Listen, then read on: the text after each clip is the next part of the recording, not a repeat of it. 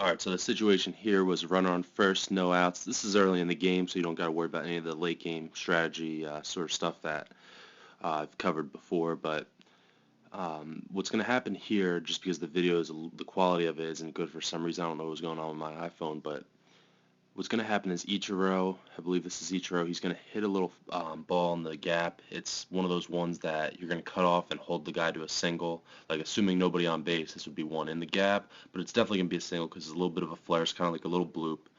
Um, but there's going to be a throw to second. You're going to have to throw hard. Now this situation is a little different. You have a runner on first base. And this is a situation where it's an outfielder. You need to understand what you're going to do with the ball before it happens. And the center fielder in this case, I don't know if it's for the Blue Jays or what team this is. I forget, this video is from a while back.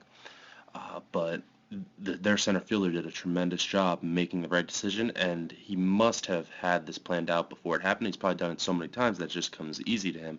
But with youth players, I'll show you in this video the mistake that they'll make compared to what the Major League Baseball player does in this case. All right, so here's the ball to Ichiro. He's going to have a little bloop. I'll get it in full motion here in a second. There's the bloop in a center field. It's going to land right in there. I'll draw a little circle. It lands right in there, just to give you a visual of where it landed. So, like I said, in between, kind of in the gap. All right. The guy's going to pick it up, and he throws it in immediately hard to second base. All right, so let's go through this again. As an outfielder, a youth outfielder, I could tell you what they do with the ball in that same area, right in here. That's where the ball is at this moment. They probably take this ball, and that runner is running second around this time, and they probably throw it to third base, because that's where the lead runner is going. Oh my God, we need to get that guy at third base. He's going to get third base if I don't make this throw. The only thing is, you're not going to throw this guy out at third. Of course, you're going to read if he maybe slips around in the bag, or if you got a bad jump off first, or even if you deke him somehow by putting your glove up, acting like you're going to catch it. Those are situations where maybe you take that throw at third, but this base runner got a good secondary, ran this normally. There was no deking, there was no trick plays here, or anything like that. So he's going to third. He's rounding second at this point. He's gonna get to third easy. Well, actually, not at this point. He's at second. Probably about this point, he's at second. He's rounding. It's gonna be an easy first to third for him. But what the youth player does is probably comes up with this throw and makes a throw to third. And if they don't make the throw to third, they're at least looking to third first, and that's going to buy so much time that a guy like Ichiro, or even a fast player at younger levels, high school or below, or even in college, is going to take second base. So really, when that ball's hit, the mindset has to be, we're going to prevent a second and third situation. We're going to keep the double play in order. In this situation, I believe it was 0 or 1 out. So this is key to keep Ichiro at first base. Who's ever up behind him, you have a chance to get a double play. If Ichiro's at second, it's second and third, 1 out. That's a chance where most of the time a team like the Yankees is going to score a run.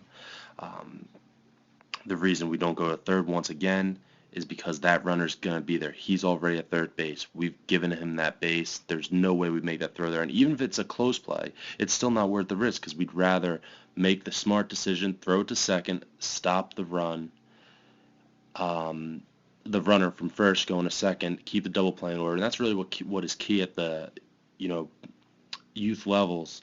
If you watch like a major league game, you'll see a pitcher sometimes go, let's say 6 innings, 10 hits, 1 earned run. Well, and let's say the major league pitcher has 2 walks scattered in between there, maybe none.